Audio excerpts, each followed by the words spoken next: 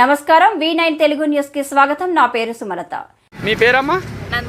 Nandini. Okay, ఏ school అమ్మా మీది? ESRS Chittiboyinapalli. Okay okay. మరి ఎగ్జామ్స్ ఎలా రాశావు? బాగా రాశారా? సరే, మీ స్కూల్ నుంచి ఎంతమంది అమ్మాయిలు ఉన్నారు ఇప్పుడు క్లాస్లో 10th క్లాస్ ఎగ్జామ్లో? మీ స్కూల్ నుంచి ఎంతమంది వచ్చారు? 8 మెంబర్స్ వచ్చారు. అయితే మరి నీతో పాటు ఇక్కడ వేరే స్కూల్ పిల్లలు కూడా ఉన్నారు, అందరు ఎగ్జామ్ రాశారు. 10th క్లాస్ అంటే చాలా ముఖ్యమైనది అనుకుంటారు, అమ్మాయిలైనా సరే అబ్బాయిలైనా సరే. మరి వేరే వాళ్ళకు కూడా ఏమైనా మెసేజ్ ఇవ్వగలుగుతావా? 10th క్లాస్ అనేది జస్ట్ సక్సెస్కి ఒక ఫస్ట్ స్టెప్, అంతేకాని ఇక్కడ ఫెయిల్ అయినంత మాత్రాన మొత్తం అయిపోయిందని ఏమనుకోవద్దు. మళ్ళీ ట్రై చేయాలి.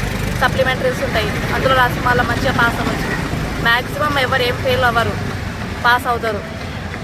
నా పేరు జి చంద్రకళ. నేను ఇంగ్లీష్ ఉపాధ్యాయురాలని. నేను social welfare Telangana social welfare గురుకుల పాఠశాల చిట్టిబోయినపల్లిలో పనిచేస్తున్నాను. ఇప్పుడు ఆల్రెడీ 10వ తరగతి విద్యార్థులు దాదాపుగా సైన్స్ ఎగ్జామ్ వరకు పూర్తి చేశారు. అందరూ చాలా బాగా రాశారని అనుకుంటున్నాను. 10వ తరగతి చదువుతున్న విద్యార్థులకు నేను ఇచ్చే సూచనలు ఏంటి అంటే, ఈరోజు సోషల్ ఎగ్జామ్ కూడా చాలా బాగా రాస్తారని అనుకుంటున్నా. తెలుగు ఎగ్జామ్ మొదటి నుంచి చాలా ఒత్తిడికి చాలామంది గురయ్యారు. కానీ ఆ గురైన దానికి వాళ్ళు అది అధిగమించి ఖచ్చితంగా వాళ్ళు మంచిగానే రాస్తారు, రాయాలనే కోరుకుంటున్నా. ఒకవేళ రాయకపోయినా వాళ్ళు విద్యార్థులు ఎవరు కూడా మీరు డిప్రెషన్కి లోను కాకుండా ఉండాలి.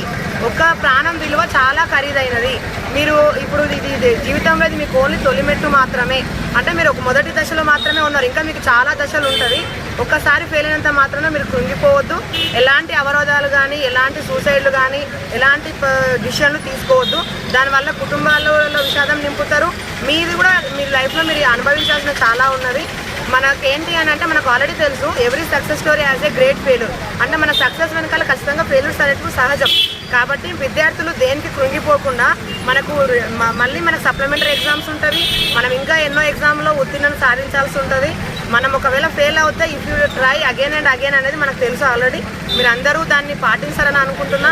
ఎలాంటి ఒత్తిడికి లోను కాకుండా సోషల్ ఎగ్జామ్ కూడా చాలా బాగా రాయాలని అనుకుంటున్నా.